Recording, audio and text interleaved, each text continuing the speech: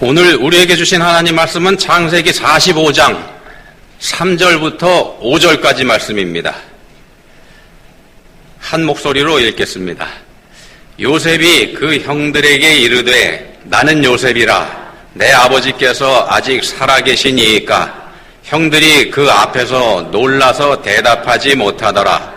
요셉이 형들에게 이르되 내게로 가까이 오소서. 그들이 가까이 가니 이르되 나는 당신들의 아우 요셉이니 당신들이 애굽의 판자라. 당신들이 나를 이곳에 팔았다고 해서 근심하지 마소서. 한탄하지 마소서. 하나님이 생명을 구원하시려고 나를 당신들보다 먼저 보내셨나이다. 아멘. 네, 지난주 중에 광복절이 지나갔죠. 우리나라가 일본에 압제해서 해방된 날이고 세계제 2차 대전이 공식적으로 끝난 날이기도 하고 그렇습니다. 미국 중심의 연합군이 이겼고 그리고 독일과 이탈리아, 일본 이 세 나라의 동맹이 패배한 그런 전쟁이었죠. 미국, 영국 이런 나라들이 승전국이고 그 다음에 일본, 독일 얘네들이 패전국입니다. 독일은 지금도 기회만 생기면 자기들의 잘못을 인정하고 잘못됐던 역사를 바로잡기 위해서 과거 역사 청산하는 일에 열심을 내고 있습니다. 네, 근데 우리 옆에 있는 일본 정반대로 움직이죠. 자기들은 잘못한 게 없다 이렇게 얘기합니다. 자기들은 가해자가 아니다 이런 주장도 합니다. 우리는 진정한 사과를 일본 사람들한테 요구하고 있지만 일본 사람들은 이미 다 끝났다 이렇게 주장합니다. 오히려 요구하는 쪽에서 속이 타고 버티는 쪽은 당당하고 그렇습니다. 이렇게 되다 보니까 사과를 구걸하는 모양새가 돼버린 지가 이미 오래입니다. 이스라엘 사람들은 자타가 공인하는 피해자이죠. 그렇지만 우리처럼 기회가 생길 때마다 독일의 사과를 요구하는 그런 입장이 있지는 않습니다. 물론 독일 사람들이 진심 어린 사과를 계속해 온 데에도 이유가 있겠습니다만 오랫동안 왕따로 살아왔던 이스라엘 사람들이 역사에서 몸에 배인 그 사람들 생각 속에는 이런 게 있다고 그러죠. 용서는 하되 잊지는 말자. 용서는 하되 잊지는 말자. 우리도 일본 사람들이 제대로 된 사과만 해준다 그러면 우리도 이렇게 살 수 있을 것 같습니다.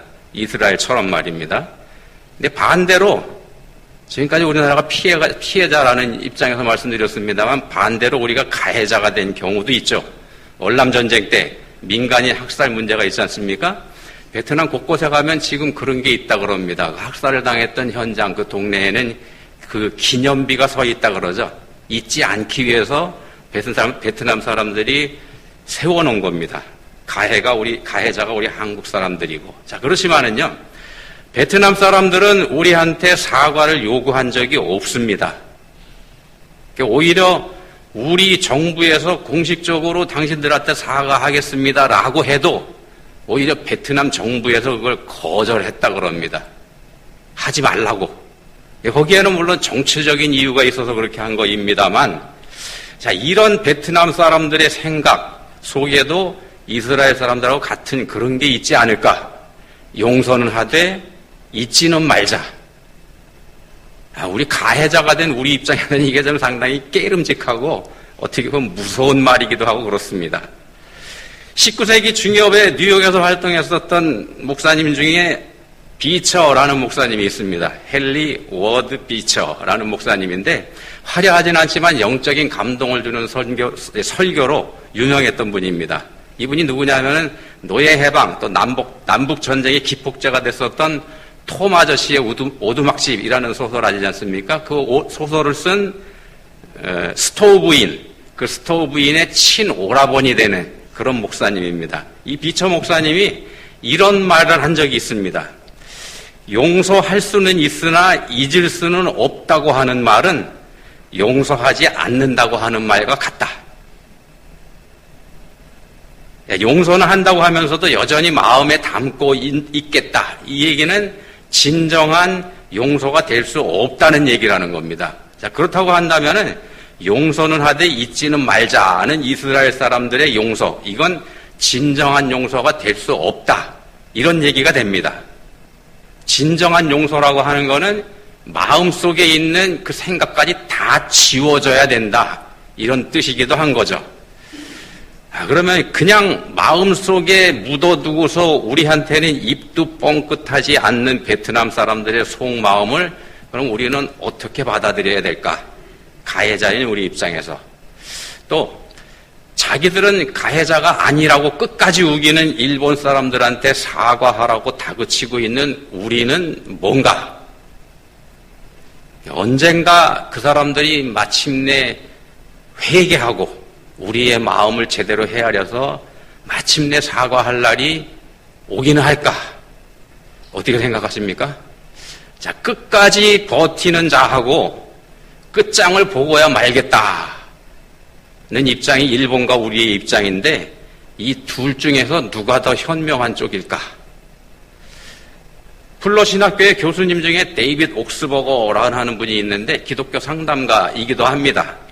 이분은 그 예수님의 예수님의 산상설교를 철저히 지키는 그 그룹들이 있는데 누구냐면 애나베프티스트라고 하는 그 기독교 그룹입니다. 재침례파 이렇게 얘기도 하죠. 이 사람들이 영성에 치중을 하는데 이 교수님이 이분들의 영성을 분석을 했습니다. 세 가지 영성으로 정리를 했는데 세 가지입니다. 1차원, 2차원, 3차원 이렇게 되는데 첫 번째 1차원 영성은 내면의 영성입니다. 나 자신과의 관계 속의 영성. 두 번째 2차원전 영성은 하나님과 나와의 관계의 영성. 세 번째 영성은 나와 이웃과의 영성. 이렇게 됩니다. 나 자신과의 영성, 나와 하나님과의 영성, 나와 이웃과의 영성. 이게 애나베프티스트 사람들의 영성이라고 이분이 분석을 했는데 그 중에서 이 사람들의 영성의 초점은 세 번째. 이웃사랑에 있다. 이런 말을 이분이 했습니다. 그래서 이웃사랑을 통해서 삶으로 드러나고 완성하려고 하는 게 애나베프티스트들의 특징이다. 이런 분석을 했었던 이 옥스버거라고 하는 교수님이 이런 말을 합니다. 용서해주는 사람은 엄청난 대가. 그러니까 자기가 이미 손해본 것만큼의 대가를 지불해야 용서할 수 있다. 용서해주는 사람이 용서해 주려면은 자기가 손해본 것만큼의 대가를 지불해야 용서해 줄 수 있다. 용서는 원상복구가 아니다. 그냥 놓아주고 자유하게 해주는 거다. 이 옥스버거라고 하는 교수님이 한 말입니다. 말로만의 용서는 용서가 아니다 그런 뜻입니다. 참된 용서가 되려면은 대가를 치러야지만 된다.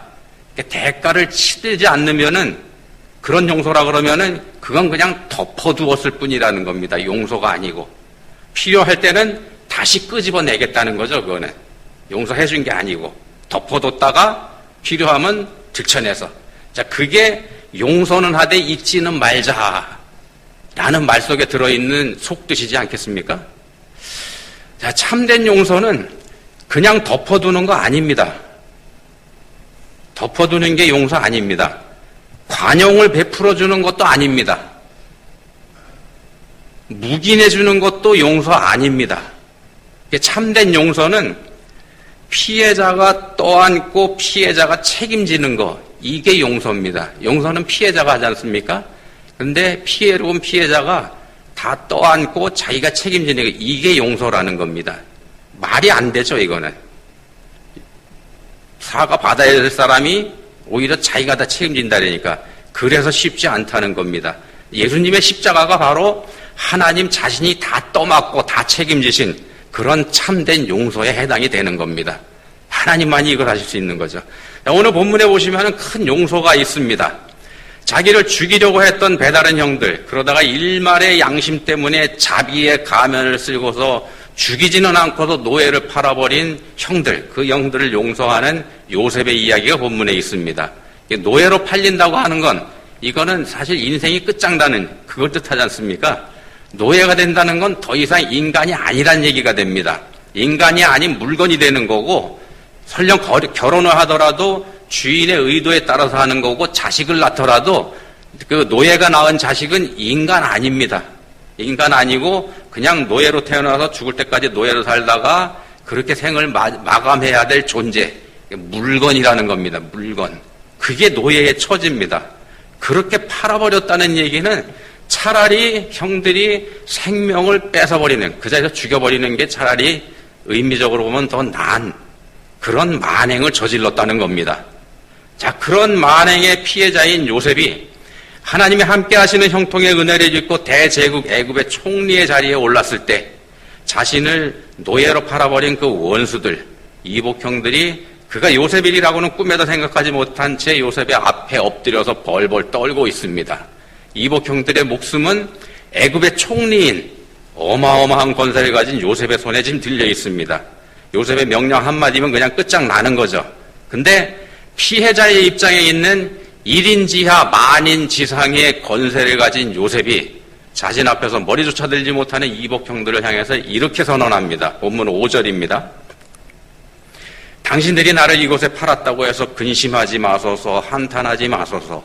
하나님이 생명을 구원하시려고 나를 당신들보다 먼저 보내셨나이다. 자, 요셉은 이 모든 일들이 하나님의 뜻 안에서 이루어진 일이다, 이렇게 얘기를 합니다. 하나님 뜻 안에서 이루어진 일이다. 사람들이 저지른 일입니다. 물론 사람들이 저지른 일이지만 사람들의 그 범죄 행위의 뒤편에서 하나님이 지켜보고 계셨고, 그리고 그 끔찍한 범죄 행위를 사용해서 오히려 선한 일을 하나님께서 하셨다, 이런 고백을 지금 하고 있는 겁니다. 형들은 지금 애굽의 총리 앞에서 벌벌 떨고 있습니다. 무시무시한 권력을 가진 애굽의 총리죠. 이 사람 말 한마디면은 자기들의 생명증 없애버리는 거 일도 아니라는 거 분명히 알고 있습니다. 그런 권력자 앞에서 지금 머리를 숙이고 있습니다. 근데 그 사실만 가지고도 지금 끔찍한 공포 분위기 속에 있는데, 근데 본문 3절에서 청천벽력 같은 폭탄 선언이 나오죠. 나는 요셉이라. 나는 요셉이라. 믿을 수 없는 말을 합니다. 근데 믿지 못할 수 없는 게 4절에 가서 보면은 나는 요셉이라고 얘기한 이 총리 대신이 증거를 들이댑니다. 4절에서 말합니다. 나는 당신들의 아우 요셉이니 당신들이 애굽의 판자라. 요셉을 애굽에 팔아버렸다는 사실 아는 사람 아무도 없지 않습니까? 아버지도 속였으니까. 근데 당신들이 애굽의 판자라, 이 얘기는 이 사람이 진짜 요셉이라는 분명한 증거가 됩니다. 야, 형들로서는 빼도 박도 못하는 자신들의 명백한 범죄의 증거 앞에 지금 서 있습니다. 나는 요셉이다. 당신들의 동생이다. 당신들이 애굽에 팔아버린 바로 그 요셉이다. 자, 애굽의 총리가 자기들을 취조하고 있다는 사실만으로도 무시무시한데, 근데 그가 바로 자기들이 죽이려고 했었던, 사실상 죽인 거나 다름없는, 오히려 더 나쁜 짓으로 해서 팔아버렸던 바로 그 요셉이라고 합니다. 앞에서 데이빗 옥스버거라는 교수님 얘기 잠깐 했었죠. 이 옥스버거 교수의 책 중에 이런 제목을 가진 게 있습니다. 용서를 통해서 오는 자유. 용서를 통하여 오는 자유. 이런 제목의 책이 있는데, 이 책 안에 이런 내용이 있습니다. 500명쯤 모인 만찬 모임에 미국 상원의원 한 분이 참석을 했습니다. 거기서 강연도 했고요.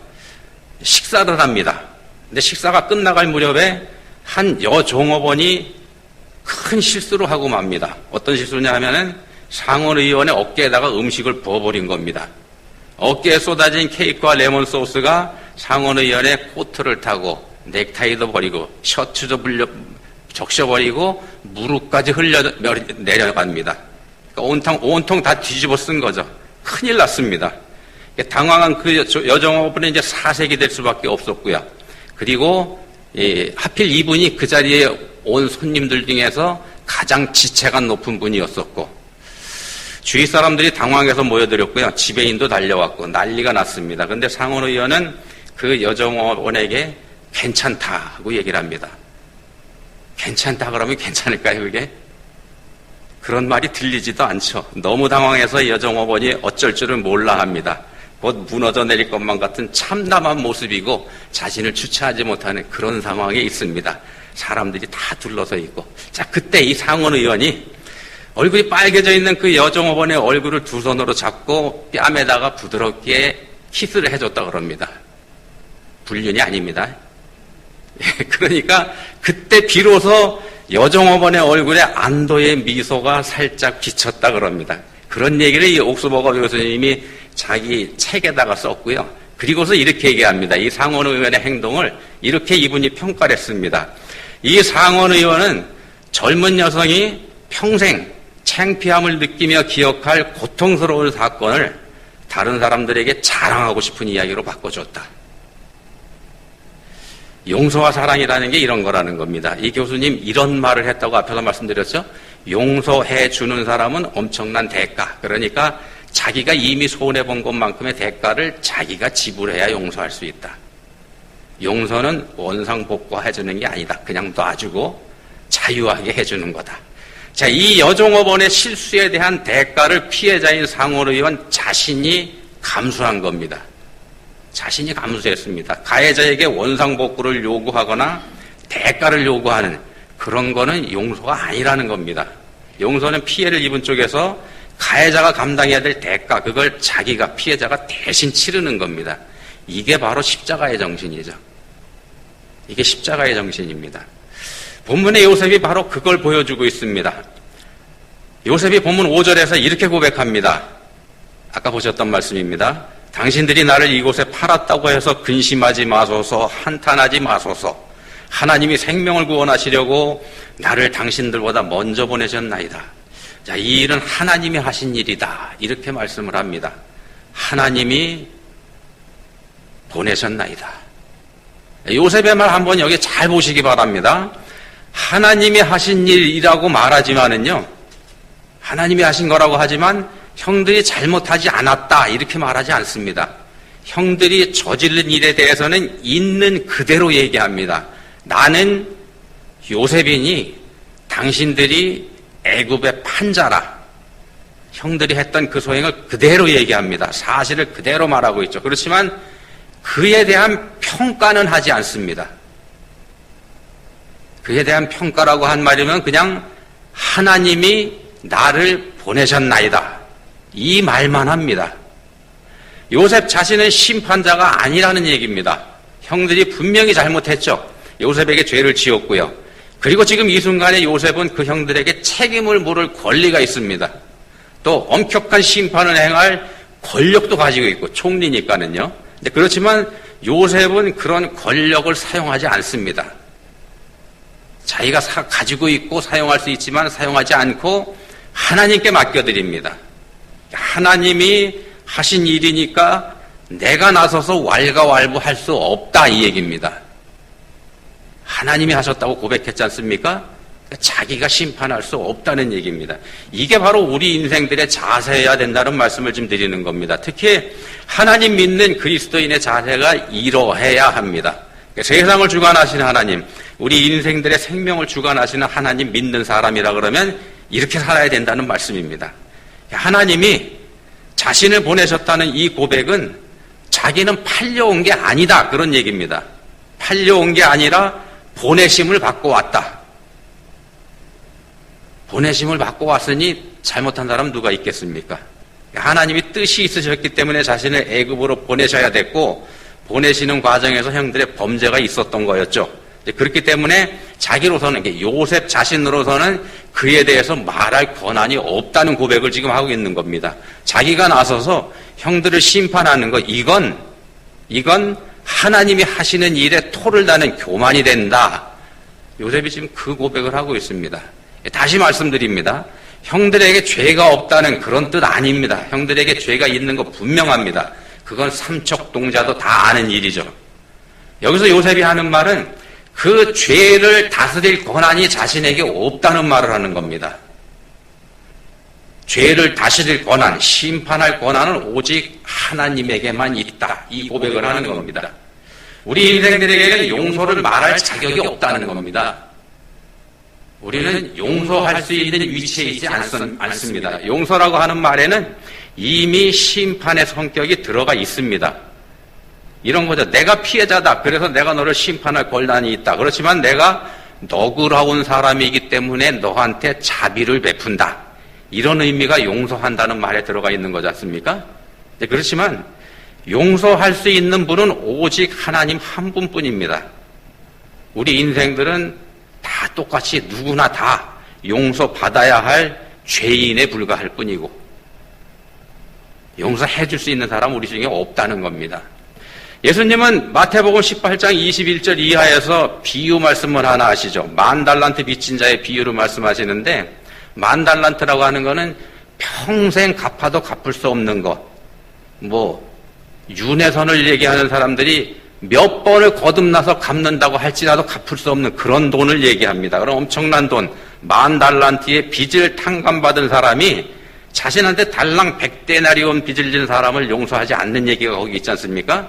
10,000달란트라고 하는 건 X로 보면은 6천만 데나리온에 해당됩니다. 6천만 데나리온. 6천만을 용서받은 사람이 달랑 100을 용서하지 않아서 다시 붙잡혀가는 얘기가 그 비유 말씀입니다. 그러니까 탕감받은 자라면 당연히 자기도 탕감해 주어야 맞죠. 죄 용서에 대한 은혜를 입은 그리스도인이 그래서 영생을 소유하게 된 하나님의 백성이 한갓 세상의 원한을 풀지 못하는 것에 대한 일침을 예수님께서 하시는 비유 말씀입니다. 용서받은 종에게는 심판의 권한이 없다는 겁니다. 더 큰 걸 용서받았기 때문에. 근데도 그럼에도 내가 심판자가 되겠다 이렇게 행세하는 게 이게 바로 교만이라는 겁니다. 그건 용서해 주신 하나님을 우롱하는 행위가 되고, 요셉은 구약 성경에서 예수님을 예표하는 대표적인 인물입니다. 요셉이 형들의 손으로 이방 땅 애굽에 팔려갔던 것처럼 예수님은 동족 유대 사람들에 의해서 이방인들의 손에 넘겨지죠. 요셉의 형들도 요셉을 죽이려고 했고 사실 죽인 거나 다름없죠. 유대인들도 로마 사람들의 손을 빌어서 예수님을 십자가에 못 박아 죽여버리지 않습니까? 그런 모습이 예수님의 삶을 그대로 예표하고 있습니다. 자, 본문에서 형들이 애굽의 총리가 된 요셉 앞에서 자신들의 죄가 낱낱이 드러나고 있습니다. 숨길 수도 없죠. 아니라고 잡아댈 수도 없고. 그런 것처럼 마지막 때에 이르러서 예수님을 십자가에 달리게 한 유대인들은 성자 예수님의 심판대 앞에 서게 될 겁니다. 하늘 보좌에 앉아 계신 예수님 앞에. 그때는 피할 곳도 없고 숨을 곳도 없고 감출 수도 없는 그런 상황에 몰리게 될 겁니다. 유대인들이 그렇게 될 건데 이 유대인들이 바로 우리들의 모습입니다. 죄는 우리한테 있는데 그런 우리가 오히려 예수님을 십자가에 못 박아 죽였습니다. 우리가 그런 범죄자들입니다. 그리고서는 우리가 얘기하죠. 난 깨끗하다. 난 억울하다. 저 인간이 문제다. 이렇게 하면서 우리가 서로 심판하면서 살고 있지 않습니까? 자, 요셉은 형들의 죄를 자기가 다 떠맡았습니다. 형들에게는 일체의 책임을 묻지 않습니다. 당신들한테 책임이 있다 이렇게 심판하는 말조차 하지 않습니다. 우리 예수님의 십자가가 바로 그런 겁니다. 우리가 당연히 죽어야 되는데 틀림없는 죄인인데 예수님의 십자가는 너가 죄인이니까 지옥에 가야 된다 우리한테 그런 말씀 안 한다는 겁니다. 하나님 앞에 반역하는 죄를 지은 그런 죄는 우리가 졌는데 우리의 그 죄 때문에 예수님이 대신 십자가에 달리셨습니다. 우리 죄의 대가를 예수님이 대신 치르신 거죠. 예수님은 우리의 모든 죄를 다 떠안고 책임지고 다 책임지시고 그리고 죽으신 겁니다. 창세기 50장에 가면은요, 아버지 야곱이 죽은 후에 보복을 두려워한 형들이 요셉 앞에 엎드려서 다시 용서를 구하지 않습니까? 그 형들을 측은하게 여긴 요셉이 눈물을 흘리면서 형들한테 이런 말을 합니다. 두려워하지 마소서. 내가 하나님을 대신하리이까. 내가 하나님을 대신하리이까. 요셉은 자세히 읽어보시면은요, 용서라는 말 입에 절대로 올리지 않습니다. 그건 하나님의 권한이라는 게 요셉의 확고한 믿음입니다. 우리는 하나님의 자리에서 스스로 내려와야 됩니다. 우리는 용서할 수 있는 입장에 있지 않기 때문에 그렇습니다. 오히려 용서받아야 될 처지에 있는 게 우리들입니다. 이 사실을 인정하는 사람이 하나님 자녀입니다. 기도하시겠습니다. 하나님 아버지, 저희는 스스로를 피해자라고 위장합니다. 사과받아야 한다 이렇게 생각합니다. 심판할 권한이 내게 있다 이렇게 주장합니다. 근데 주님은 그런 우리가 이미 10,000달란트를 탕감받은 빚진 자다 이렇게 말씀하십니다. 근데도 그깟 100데나리온의 권리를 주장하는 게 합당한지 생각해보라 이렇게 말씀하십니다. 저희에게 스스로를 판단할 지혜 주시기 원합니다. 용서받은 죄인으로서 바르게 살 수 있게 해주시기 원합니다. 예수님 이름으로 기도합니다. 아멘.